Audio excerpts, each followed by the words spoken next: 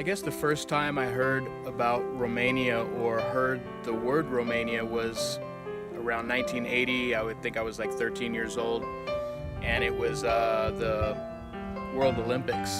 Nadia Comaneci, if you remember, she got perfect scores, gold medalist, and that was the very first time I heard Romania. And the very next time was when I was about 21. And that was when the revolution in Romania was taking place in the fall of communism, if you remember, 1989.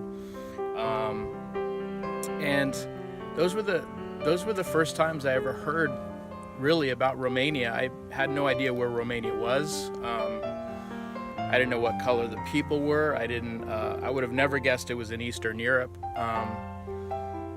But you know, something grabbed my heart when I began to watch those images on the television about the revolution. I just saw people suffering. I saw children in orphanages, families with no houses, and just people in chaos. And my heart went out to them. Though at 21, I was pretty selfish. I was just living my life for myself and what I could get out of life. And the age of 22 in 1990, I had a real experience, and I remember crying out to God and saying, God, if you can use my life. And shortly after that, a team of people got together out of Texas. They're called Youth with a Mission. And anyway, with that group of people, I came to Romania, and our scope was to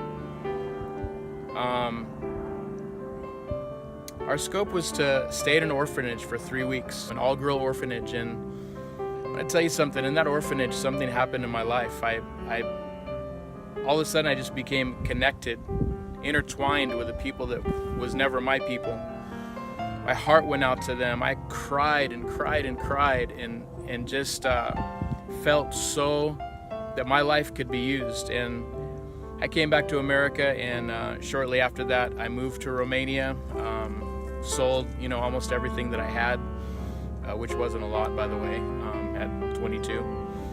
But I moved to Romania with the hopes that my life would be somehow used, and that I would give hope to people. And people began to flock to me. Kids began to flock to me, and I began to realize that I had a real gift with kids, and not just with kids, but just making people feel comfortable, making people feel like there is hope, that things can change for them. And I gave it everything that I had. I lived in Romania for 18 years.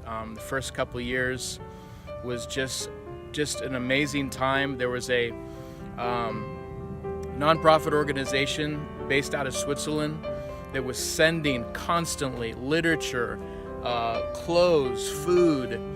We received one time, I think 20 tons of salami and 10 tons of cheese. And I used to load up my car and drive it down to Bucharest, where there was these street kids, and I would go underground. These kids lived in the sewers at night, and during the day they would beg and sniff glue, and it was just a chaotic scene, but my heart went out to them. I began to know those kids by name. I began to go down and make visitations and find them. One time, this one kid, he was like my favorite kid. And these were just little kids, 5 years old, 6, 10 years old, living on the streets, no parents. And I went to a place where he normally is, and he wasn't there. And I asked around, and they said, oh, he went to the hospital. I remember in Bucharest, a city of 5 million people, I searched 6 hospitals before I found this kid. I didn't even know his last name. I just would walk in there. I go, I need to see Ramos. Is Ramos here?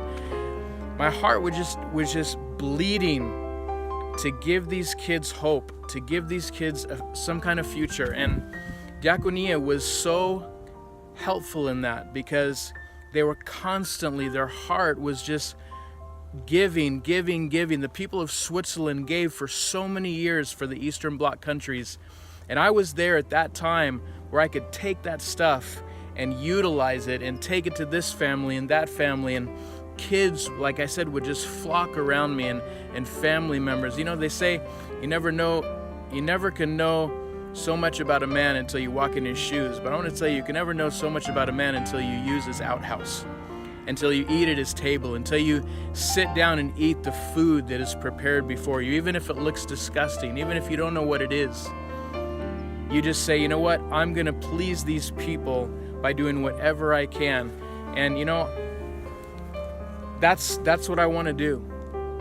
I'm back now in the States. I lived in Eastern Europe for almost 22 years, and I'm back in the States now, and I started an organization called West2East Hope International. And this is, it's based out of Alpine, and it's for to reach into Romania with American finances and help the projects that Diaconia has right now, sponsoring children that have just it's chaotic. Okay, there's no electricity, there's no running water, there's no way that these kids are going to make it in life if someone doesn't help them. The government's doing what they can, but they're not doing enough.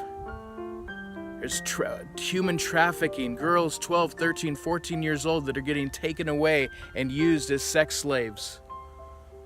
There's families that are illiterate. They have no way of getting a good job, and Diaconia is there, and they're doing what they can.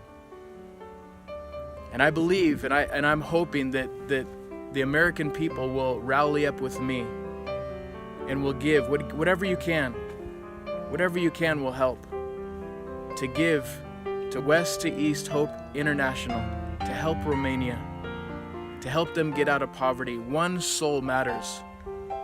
And I've seen souls, and I've seen kids from the time they're 3 years old, and now they're in their 20s, and they're living a good life. And that's because you helped, and that's because Switzerland helped. Now it's our turn again. I can't wait to go back to Romania and see those people and sit with them and talk with them and cry with them if I have to. I need you. Would you be willing to help Romania with anything, monthly or a one-time gift? Put this video on Facebook, send it to all your friends, do whatever you can. So I just want to thank you. Thank you for listening to this. Thank you for giving an ear to it. Thank you for forgiving me for my grammar and I just have a heart. I just want to see things change. And you can help us do that. Thank you so much. God bless you.